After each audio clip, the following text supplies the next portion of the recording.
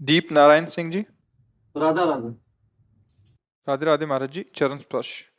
महाराज जी, मैं हाल में ही भारतीय वायुसेना से सेवानिवृत्त हुआ हूँ। मेरे वृद्ध माता पिताजी गांव में रहते हैं और मैं अभी बेंगलोर में रहता हूँ। मेरे माता पिताजी चाहते हैं कि मैं अब गांव में ही उनके पास रहूं, उनकी सेवा करूं। गुरुजी, मेरी भी यही इच्छा है, परंतु अपने बच्चों की शिक्षा के बारे में सोचता हूँ तो धर्म संकट में पड़ जाता हूँ। मेरे माता पिता या किसी तो भी आप हालत में। उनको बंगलौर बुलाइए, तो आप फिर आपका अब विशेष कर्तव्य है माता पिता को सेवा देना और उनको दुलार देना, पैसा देना नहीं। जैसे बच्चे हैं ना, अनाथालय में पैसा जमा कर दो माता पिता का। अगर तुम्हें अनाथालय में वो पालते तो तुम्हें कैसा लगता? उन्होंने अपनी गोद में शौच तुम्हारी करवाई, लघुशंका करवाई, इतना बड़ा किया है। अब अवस्था आ गई उनकी हो कि आगे चलकर उनको शौच करवाना पड़ेगा आपको। तो आपका प्यार और दुलार उनको सुख देगा, ना कि व्यवस्थाएं कि भाई हम माता पिता को 10,000 अपनी पेमेंट से भेजते रहेंगे। ऐसा नहीं। जरूरत है तुम्हारी, उनको पैसा उतना न मिले, कोई उनको परेशानी नहीं। जरूरत है सानिध्य की, जरूरत है प्यार दुलार की। और ऐसा नहीं है कि अब गांव में भी अच्छे विद्यालय आसपास होते हैं कि शहर में ही पढ़ाई ठीक होती, गांव में नहीं होती, ऐसा भी नहीं। और दूसरी बात है, बुद्धि का प्रकाश केवल लौकिक विद्या के पढ़ने से ही नहीं होता है। आशीष और अध्यात्म से भी उसका बहुत दिव्य प्रकाश होता है। हम लोग कक्षा 9 पढ़े हैं गांव के स्कूल से, 9, जिसमें 5 तक तो केवल ककारा मात्राएं ही याद कराई जाती थी। अब तो 1-2 के बच्चे अंग्रेजी पढ़ते हैं। 6वीं क्लास में ABCD सिखाई जाती थी। 9 तक पढ़े हुए हैं।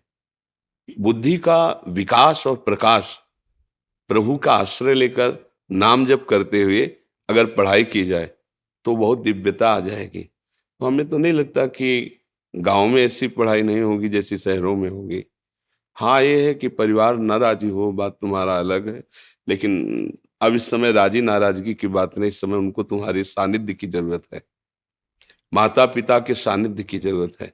और उनका आशीष भगवद आशीष है। अगर उनका आशीष हो गया तो नहीं, बहुत पढ़े लिखे इंजीनियरिंग किए भी ऐसे ही घूम रहे हैं। ऐसा थोड़ी कोई बहुत रुपया कमा रहे हैं या बहुत, ऐसे नहीं, पढ़े लिखे भी और आशीष है ना, तो वो सर्व सुख प्रदान कर देता है। तो हमारी तो राय यही है। अभी कल ही परसों सत्संग में आया था कि पृथ्वी से महान कौन, यक्ष ने पूछा। तो युधिष्ठिर जी ने कहा माँ। और आकाश से बड़ा कौन? उनका पिता। मतलब पृथ्वी से भी महान और आकाश से भी बड़ा माता पिता का पद रखा गया है। अगर उनको हम अवसर में, जब तक वो अपना कर्तव्य, तो देखो आप खुद कह रहे हैं कि आप एक अच्छे सरकारी सेवक रहे और रिटायर हो गए, उनके कर्तव्य में कोई कमी नहीं रही। आपने भी प्रयास किया। अब आपके कर्तव्य का समय आ रहा है। वो आपको कह दें कि नहीं कोई बात, दूर रहो, तो भी नहीं। वो आपको गाली भी दें तो ठीक से सेवा नहीं कर, तो भी नहीं। हमको उनमें आसक्त होकर, जैसे यज्ञ करने वाला उपासक यज्ञ के विघ्नों की परवाह न करके अपने इष्ट की पूर्ति के लिए यज्ञ करता ही है। मेघनाद यज्ञ कर रहा था, ये अंगद आदि महापुरुष जन जाके खूब लात मारे, उसके हिला नहीं।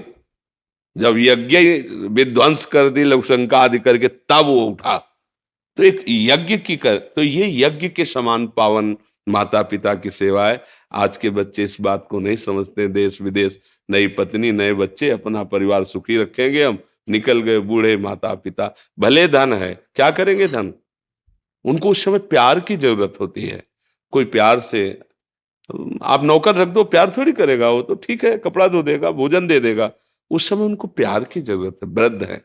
मेरी तो सबसे यही प्रार्थना, आपसे नहीं, सबसे, चूक मत करना। नहीं, वो अवस्था तुम्हारी भी आएगी और जो तुम्हारे विचार वही संस्कार बच्चों में आएंगे। तो तुम तो बंगलौर में रहोगे, वो अमेरिका में रहेगा, इतनी दूर रहेगा कि मरोगे भी तो आने के लिए उसके पास समय नहीं रहेगा। मतलब हमारी बात को अन्यथा न लिया जाए।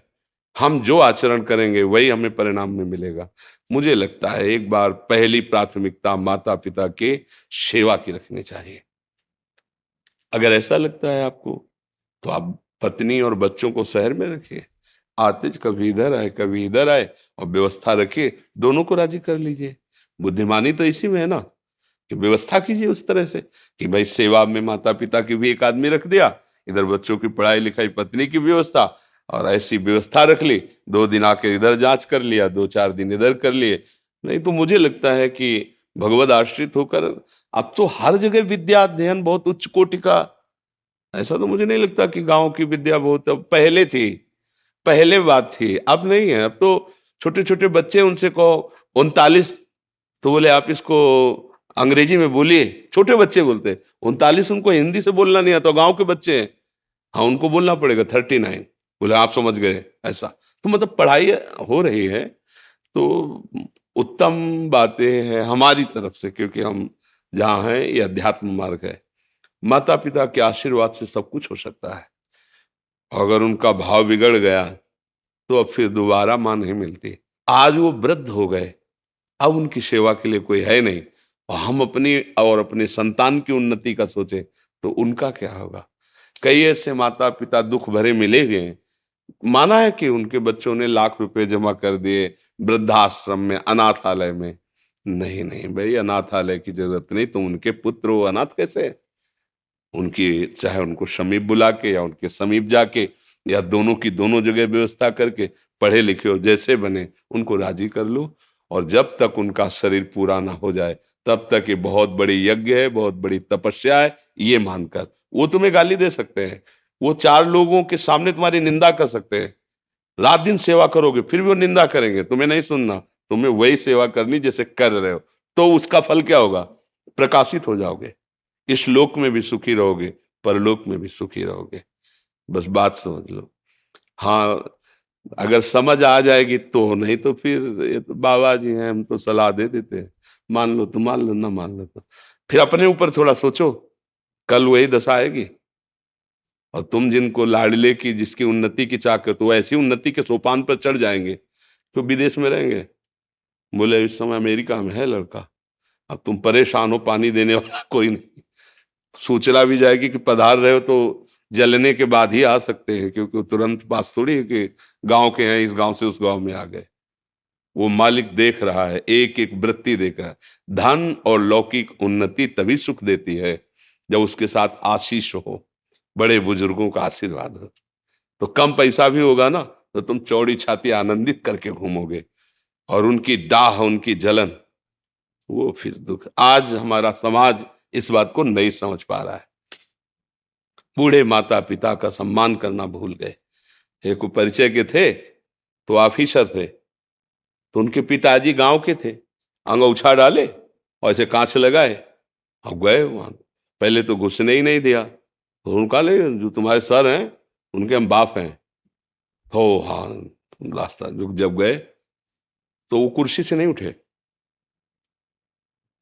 तो उन्होंने देखा उनका, अब पिता तो पिता ही ला देखेंगे, तो उनका हम तो मिलने आए थे आपसे, बात की, वो वापस हो गए। और जब वापस हो रहे थे धीरे धीरे कदम से, तो उनके बगल वाले ऑफिसर, ये कौन था, आपसे कोई प्रणाम नहीं किया, मतलब आपको सलूट नहीं किया आप ऐसे। बोले हमारे घर का एक नौकर था, वो मिलने आया था।